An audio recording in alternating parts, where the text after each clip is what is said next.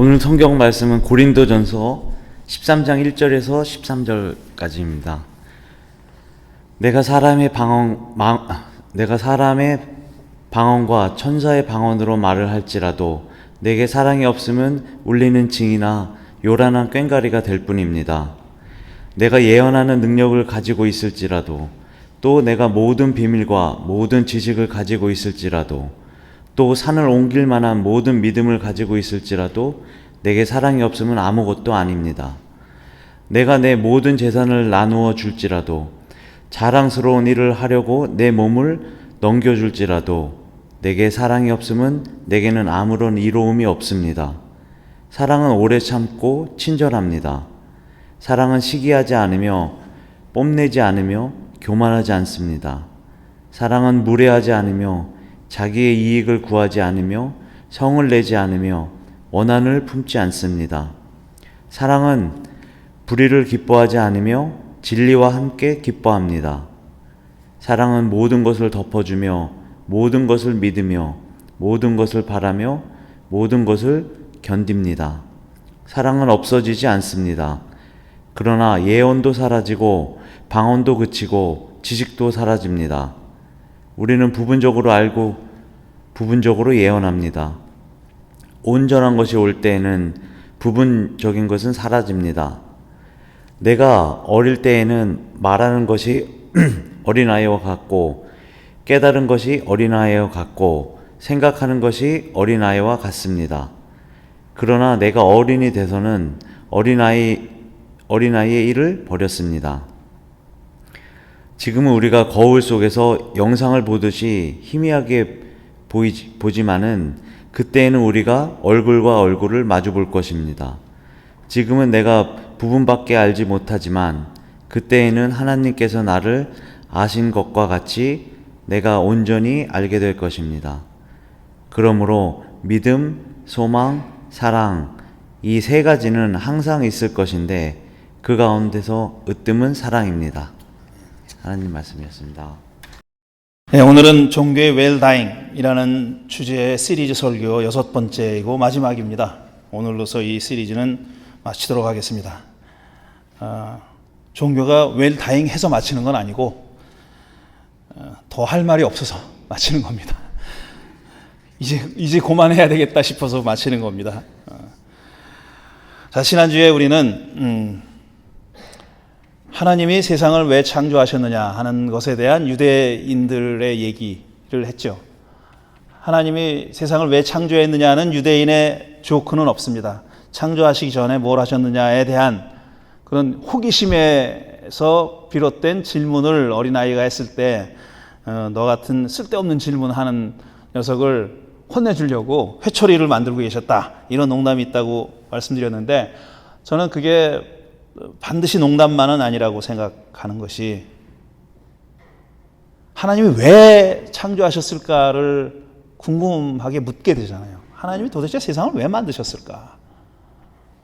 이게 농담 반 진담 반 하는 얘기가 저는 이제 제 표현대로는 심심해서고 혼자 있으니까 너무 이제 아무도 없고 혼자 있으니까 너무 심심하잖아요.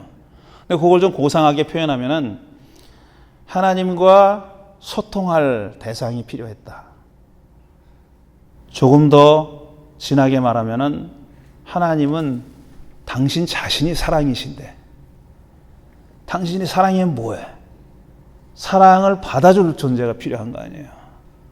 이렇게 하나님이 우리더러 당신을 사랑하라고 요구하시기 전에 우리는 그렇게 생각하잖아요.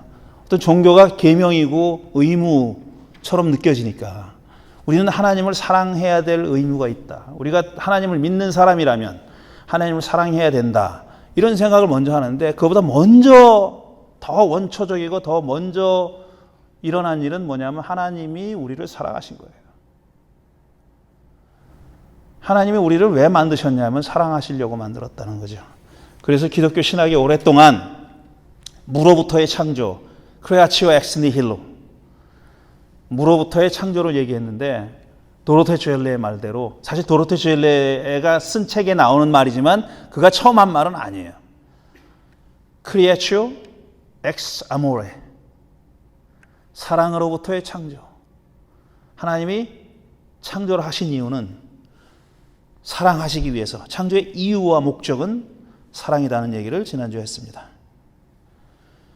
하나님은 이런 사랑을 가지고 사랑하시기 위해서 창조라는 노동을 기꺼이 감당하셨다는 것이죠. 한편 우리 인간도 사실은 노동을 하는 이유는 사랑하기 위해서입니다. 아니, 지금 우리가 그렇게 실천을 못하지만 그게 맞습니다. 우리가 노동을 하는 궁극적인 목적은, 제가 참 말을 피하고 싶어서 지금 말을 더듬는 건데,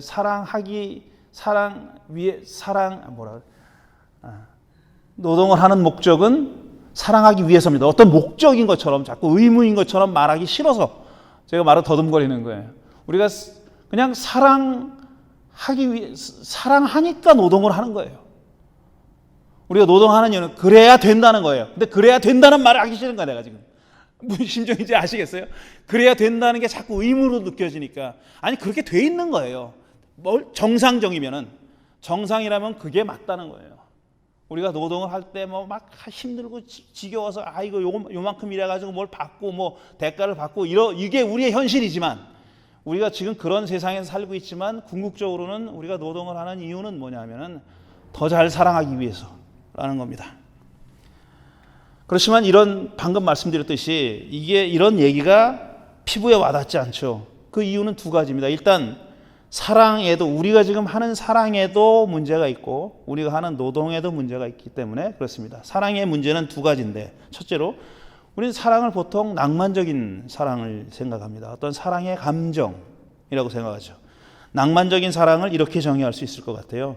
두 당사자가 서로에게 감정적으로 영향을 미치는 의사소통 안에서 뭔가 이루어지는 것을 낭만적인 사랑이라고, 감정적으로 영향을 미치는 의사소통이라는 거죠. 그러니까 생각을 나누는 건데 서로 감정적으로 영향을 미치는 그런 거다는 거죠. 감정적인 사랑을 생각하고 어떤 배우자를 떠올리고, 그냥 남녀 간에 혹은 남남 간에 혹은 여녀 간에 그런 사랑을 떠올리는 겁니다. 사랑하면 제일 먼저 그게 떠오르는 거죠. 그리스 사람들은 오래전부터 사랑을 세 가지로 나눴다고 얘기합니다. 에로스, 필레오, 그 다음에 아가페. 우리가 착각을 하고 있는 게 뭐냐면, 에로스는 남녀 간의 성적인 사랑이라고 생각해요. 근데 그리스 사람들이 에로스라고 했을 때 얘기하는 건 그게 아니에요.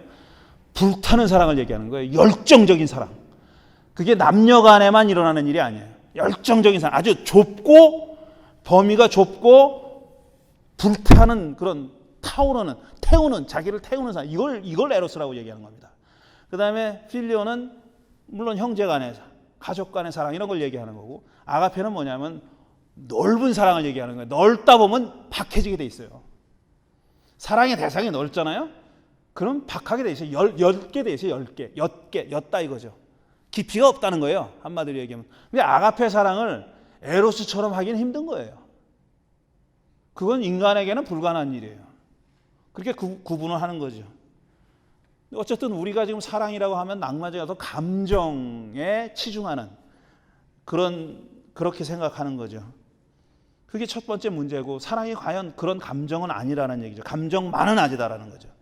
그 다음에 또 두 번째로 우리가 사랑에 대해서 우리가 지금 처해 있는 곤경은 뭐냐면은, 사랑도 완전한 선물이 아니라 뭔가 반대급부를 기다린다는 거죠. 내가 사랑을 하면 저 사람도 나를 사랑해 주기를 바라는 거예요. 기대하는 거예요. 그게 안 오면은 섭섭해요. 그 섭섭하다는 거는 굉장히 점잖은 거예요. 섭섭한 정도가 아니라 증오가 되죠. 그게 증오가 되고, 마치 내가 저 사람을 사랑했기 때문에 저 사람에 대한 무슨 권리를 가지고 있는 것처럼 행동합니다. 그렇게 생각하고, 내가 사랑해서 하는데 뭔 잔소리야, 이런 식이 되는 거예요.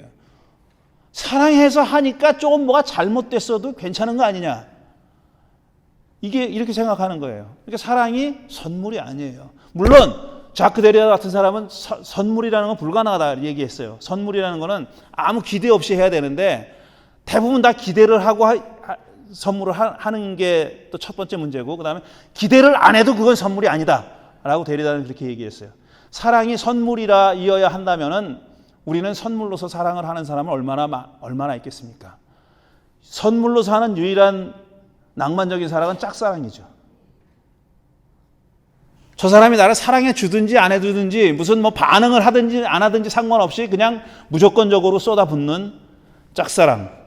그게 선물에 가장 가까운 사랑이라고 얘기할 수 있죠. 그러나 우리는 지금 그런 사랑을 하는 사람들이 얼마나 됩니까? 낭만적인 생각을 하고 있고 그 다음에 또 뭔가 반대급부를 가는 게 있으면 오는 게 있다 이렇게 생각하죠. 그래서 우리가 하는 사랑은 이런 겁니다. 지금 우리의 놓여있는 처지는 그런 처지고 우리가 하고 있는 대부분의 사랑은 다 이런 겁니다. 그 다음에 노동.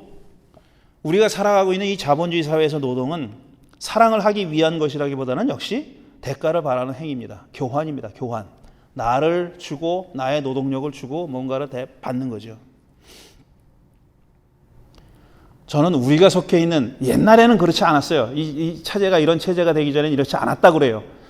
근데 우리가 지금 오랫동안 살아가고 있는 수백 년 동안 살아가고 있는 그래서 우리의 자금 유전자 속에도 어느 정도 각인되어 있을 것이라고 여겨지는 그런 노동에 대한 생각은 뭐냐면 노동은 존엄하지 않은 거예요.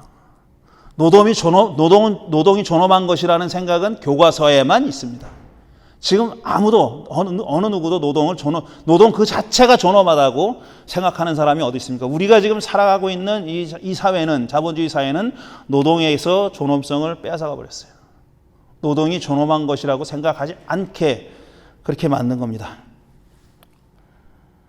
그래서 우리가 하는 노동이 나 자신과 타인에게 어떤 행복을 창조해내느냐 하는 것이 중요하지 않아요. 그런 거 생각하는 사람들은 순진하고 어린 사람이고 덜 떨어진 사람이에요. 내가 지금 하는 노동이 누군가를 행복하게 만드는 것에서 의미를 찾고 또 내가 그걸 함으로써 행복하고 그 다음에 어떤 복지를 만들어내고 이래서 노동하는 사람들이 얼마나 되냐 이거죠. 그런 생각을 가지고 노동하는 사람들이 얼마나 되냐 하는 겁니다. 주부의 노동. 이건 정말 대가 없는 노동 취급을 당하는 거죠. 주부가 하는 노동. 누군가를 돌보는 노동. 아무 대가 없이 돌보는 노동. 죄레가 이런 사람과 노동이라는 책에서 이런 얘기를 해요. 어떤 맹인 할머니가 혼자 있어요. 글을 읽을 수가 없어요. 책 읽기를 좋아하는 할머니인데 글을 읽을 수가 없어요. 그래서 어떤 소녀가 아마 자기가 겪었던 일인지도 모르겠어요. 자기 주변에서 일어났던 일인지. 그 소녀가 자기 일과가 끝나면은 그 할머니에 가가지고 책을 읽어줘요. 1시간, 2시간 책을 읽어줘요. 아무 보상이 없어요. 사람들은 뭐라고 얘기하냐면은 그거를 그저 자기가 좋아서 하는 일이다. 노동이라고 생각 안 하는 거예요. 취미라고 생각하고 자기 기호라고 생각하고. 그러니까 대가가 주어지지 않으면은 노동이 아닌 거죠.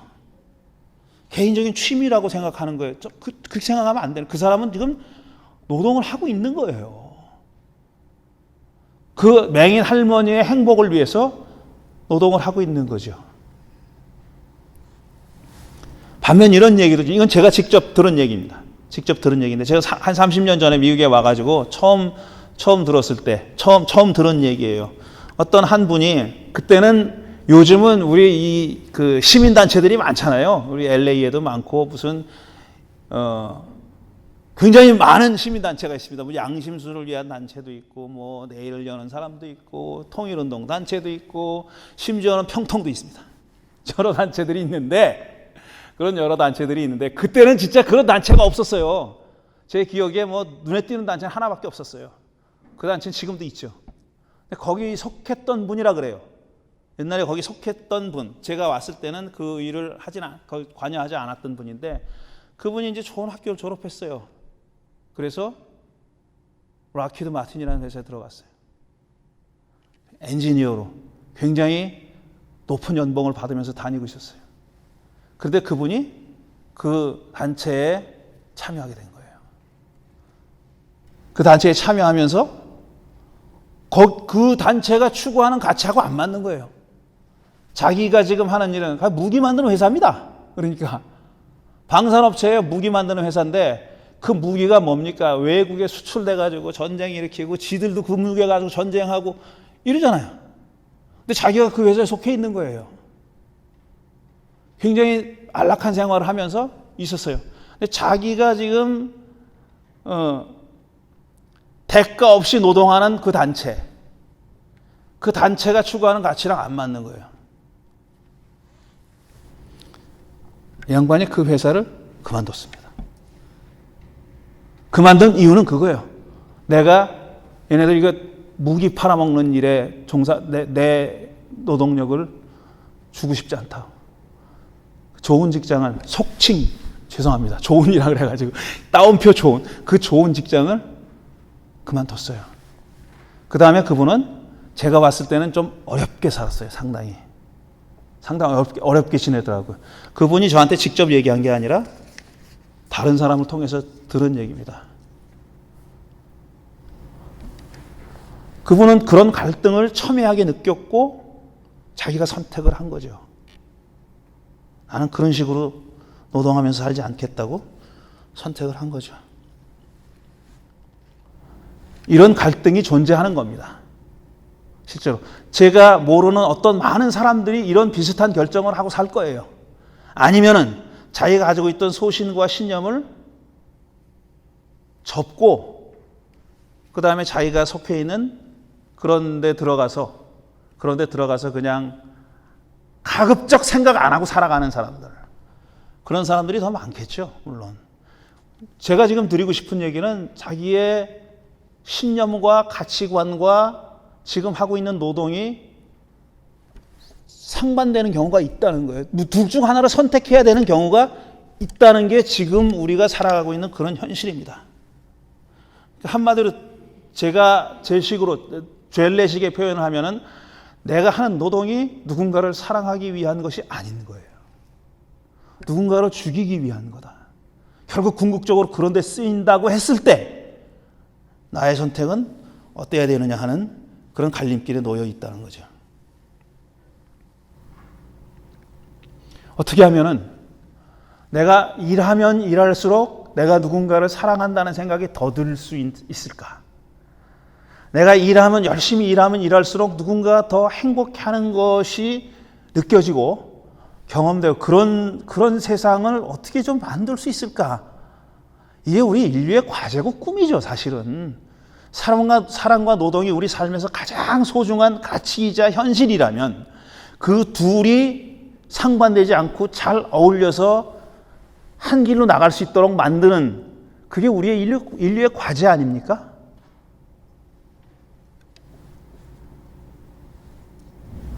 사랑을 하되 누가 누군가에 종속되지 않고 사랑을 함으로써 누군가를 얽어매지 않고 오히려 풀어줄 수 있는, 자유롭게 만들 수 있는, 그 사람의 가진 모든 것을 인정해주고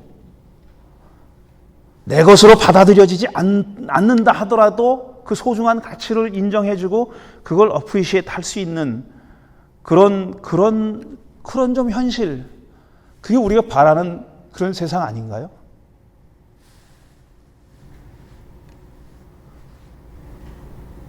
종교는 그런 일을 하는데 과거 한때는 긍정적인 역할을 했습니다.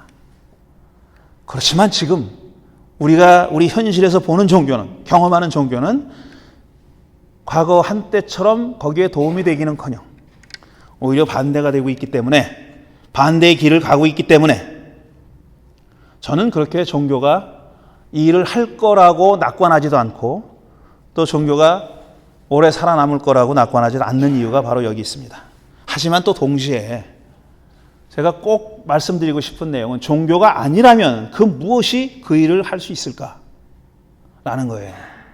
예술이 할 수 있을까? 문화가 그 일을 할 수 있을까? 아니면 특정한 사회 체제가 그 일을 할 수 있을까? 저는 혼자의 힘으로는 안 된다고 생각하는 겁니다.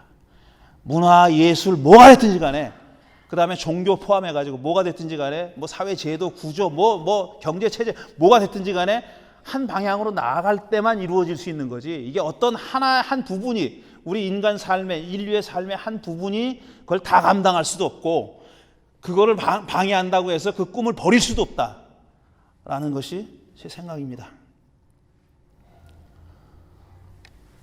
종교는, 제가 기독교만 얘기하겠습니다. 기독교는 한때 많은 인류의 정신에 굉장히 큰 자극을 줬습니다. 인류가 어디로 가야 할지 모르고 갈 길을 모르고 헤매고 있을 때 방향을 제시하고, 그 다음에 혼미한 상태에 있을 때 어떤 자극을 줘서 깨어나게 만드는 역할을 종교가 했습니다. 기독교가 그런 역할을 했었어요. 흔히 우리가 기독교를 얘기할 때 기독교의 메시지의 본질이 뭐냐, 핵심이 뭐냐, 하나님을 사랑하고 마음과 뜻과 정성을 다해서 하나님을 사랑하고 당신의 이웃을 당신의 몸처럼 사랑하시오. 그 계명이라고 얘기하잖아요. 그렇게 얘기합니다. 그건 구약성경 레위기에도 나오는 거고 예수님도 인용해서 말씀하신 거예요. 그다음에 어떤 율법학자가 와가지고 자기 입으로 얘기했을 때 맞다, 그 말이 맞으니 너 그대로 행하라 라고까지 말씀하셨어요. 마음과 뜻과 정성을 다해서 하나님을 사랑하고 이웃을 내 몸처럼 사랑하라. 그게 기독교의 핵심 메시지입니다. 근데 하나님을 사랑하는 게 뭡니까? 어떻게 하는 겁니까? 어떻게 해야 보이지 않는 하나님을 사랑하는 거냐고요. 사람들은 그걸 하려고 온갖 방법과 수단을 동원한 거예요. 그 중에 하나가 제사 드리는 거였었어요. 제사. 짐승을 잡아가지고 향을 피워가지고 하나님 기쁘게 만든다고, 그 기분 좋아한다고 그걸 맡으면은 구약 성서를 포함해가지고 인류가 오랫동안 그런 방식으로 하나님에 대한 사랑을 표현했어요. 그런데 구약 성서의 일각에서는 그런 짓도 계속 해왔지만 일각에서는 그거 아니야. 그거 아니고 계명을 지켜야 돼. 이렇게 얘기한 거예요. 하나님이 주신 계명을 지켜야 돼. 근데 우리가 21세기를 사는 우리가 잘 오해하기 쉬운 거는 여기서 말하는 계명이 뭐 출애굽기나 민수기나 레위기나 신명기에 적혀 있는 성문, 문자화된 계명을 얘기하는 거다. 거기에 국한되는 거다. 그거 아닙니다. 계명을 지켜야 한다고 구약 성서가 얘기했을 때는 거기에 국한되는 게 아니에요. 그 계명을 내려주신 하나님의 마음이 뭐냐? 그걸 읽어드리자 이거예요. 그거를 얘기한 사람들이 예언자들이에요. 내가 뭐라 그러냐? 내 마음을 좀 알아달라고 그러잖아. 그렇게 하소연한다고 호세아가 얘기하고 있어요. 제발 내 마음 좀 알아다오. 내 마음 좀 알아다오. 제사 지내는 거 그만두고, 그 하지마, 냄새도 지겨워 내가. 그 하지 말고 내 마음을 좀 알아달라고 그렇게 호소하는, 그게 계명이에요. 그런 자극을 줬습니다. 구약 성서가 인류에게 그런 자극을 줬어요. 근데 신약에 들어와 그 사람들의 한계는 뭐냐면 이웃을 사랑의 대상을 제한한 겁니다. 자기 종족으로 제한한 거예요. 그 제한의 그 벽을 넘어뜨린 분이 바로 예수님이에요. 바로 예수님이에요. 예수님이 뭐라 그러십니까? 여러분은 사랑하는 사람들만 사랑한다면 여러분이 무슨 은혜를 베푼단 말입니까? 죄인들도 그쯤은 합니다. 유대인들한테 그렇게 얘기하셔요. 당신 주위에 둘러싸고 있는 유대인들, 여러분은 사랑하는 사람들만 사랑한다면 그건 누구나 하는 겁니다. 당신은 그것보단 더 나아져야 됩니다라고 얘기하는 거예요. 그 테두리, 한계, 그걸 벗어나자고 얘기하는 거예요. 예수님이. 사랑을 하되 우리가 그 한계를 벗어나자. 누가 11장에 예수는 누가 나의 이웃입니까? 라고 묻는 율법학자에게 선한 사마리아인의 비유를 얘기하셨어요. 그러면서 마지막에 누가 강도당한 사람의 이웃입니까? 이렇게 물었어요. 질문은 뭐냐면은 누가 나의 이웃입니까? 중심은 나에게 있는 거예요. 이웃은 내 주위에 있는 녀석들이에요. 이거는 어떤 일을 행하느냐 하는 것보다 더 중요한 겁니다. 시각이 바뀌는 거고 관점이 바뀌는 거예요. 관점이. 중심이 바뀌는 거예요. 중심은 뭐냐면 이웃이냐 아니냐를 판가름하는 중심은 내가 아니다. 나에 대해서 누가 이웃이냐가 아니라 강도 만난 사람에 대해서 누가 이웃이 되었더냐 이렇게 묻는 겁니다. 중심이, 시각이, 눈은 내 이 머리에 달려있는 눈을 절로 옮기라는 거예요. 제가 돼서 바라보라고.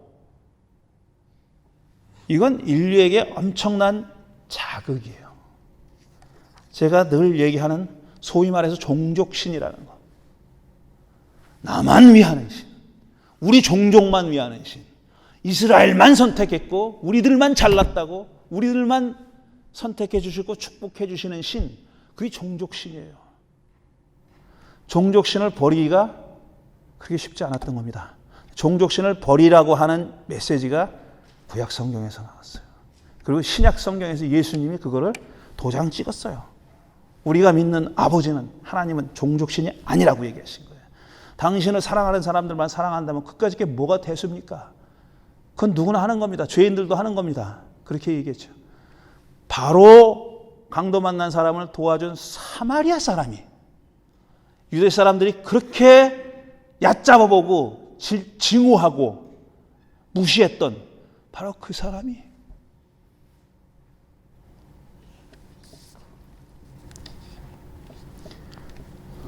정리하겠습니다. 이제 이 모든 얘기를 6번에 걸친 얘기를 정리하겠어요. 우리가 66권의 성경을 가지고 있어요. 우린 저 책을 정직하게 얘기하면 늘 선택적으로 읽어왔어요.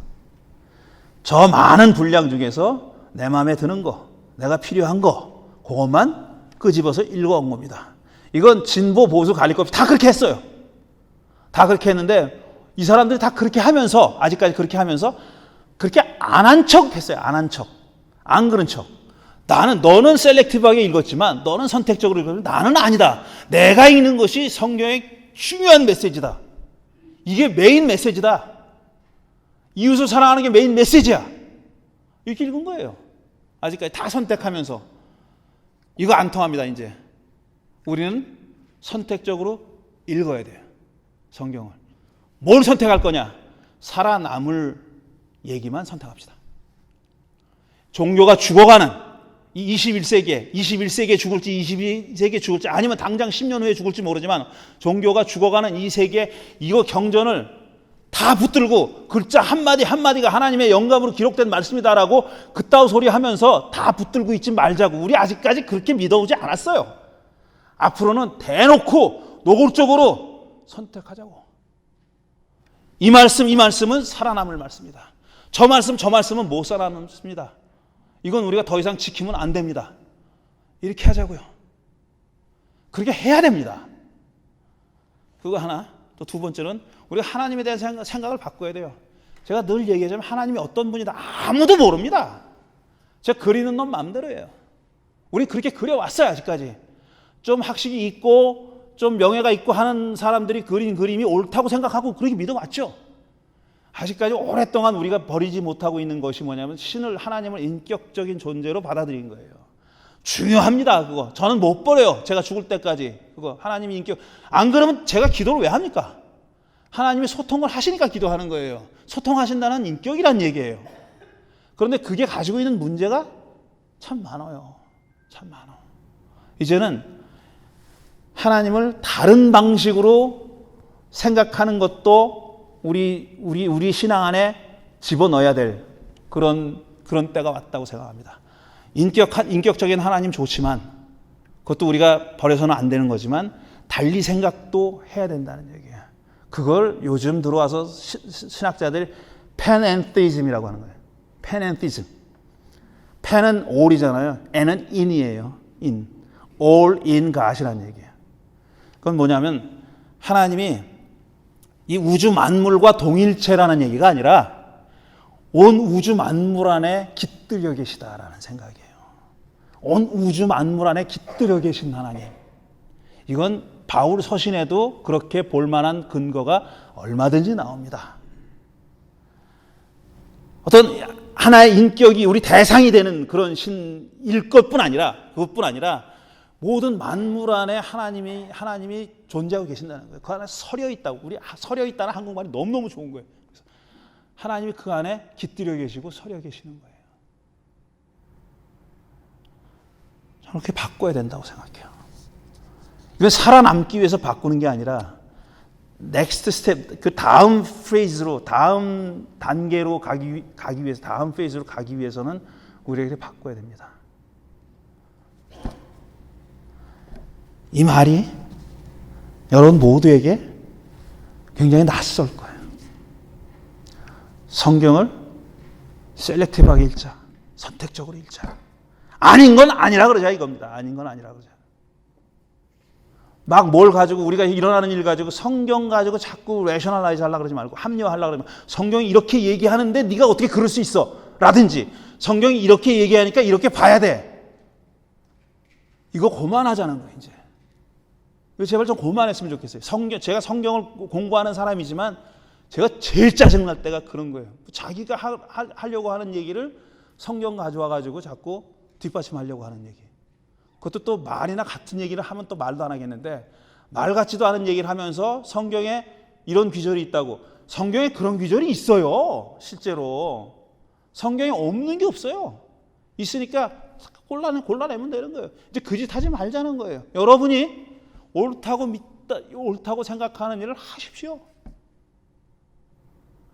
그걸 뭐 근거를 대려고 그러지 말고 하자고요, 그렇게. 그리고 나서 그 일이 다 지난 다음에 뭔가 결과가 나올 거 아니에요? 잘못됐으면 반성하자고. 하나님께 매를 맞으면 맞자고. 그러고 바꾸자고요. 자꾸 뭘 이리 머뭇머뭇하지 말고, 이거 해야 돼 말아야 돼. 누가 나한테 뭐 좀 격려해 주는 사람 없나? 좀 밀어주는 사람 없나? 이렇게 하지 말고 질르자고. 여러분이 옳은 일을 하십시오. 여러분은 그래도 아직까지 자라온 배경이 있기 때문에 나쁜 놈이 되기 힘들어요. 정말 나쁜 사람이 되기 힘든 사람들이에요, 여러분 다. 그러니까 두려워하지 마시라고요. 겁내지 마시라고. 소신 있게 살고, 소신 있게 말하고, 소신 있게 행동하고, 그리고 나서 기도와 명상과 반성은 반드시 하자. 그렇게 좀 했으면 좋겠습니다. 저는 종교의 웰다잉이라 그래가지고 무슨 이론을 얘기할 생각은 전 처음부터 없었어요. 그런 생각하고 싶지도 않고, 그런 얘기하고 싶지도 않고, 지금 우리가 놓여있는 현실, 그 가운데 우리가 어떻게 살아야 될 건가, 그걸 얘기하고 싶었고, 저는 그 얘기를 다 했다고 생각합니다. 그래서 이 시리즈는 여기서 끝낼 겁니다. 6번 동안 얘기했으면 6차례에 걸쳐서 얘기했는데, 잠깐 여러분이 시간을 갖고 묵상하는 시간을 갖고 6번 제가 말씀드린 내용들을 떠올리면서 한번 되새겨보는 시간을 가지시기 바랍니다.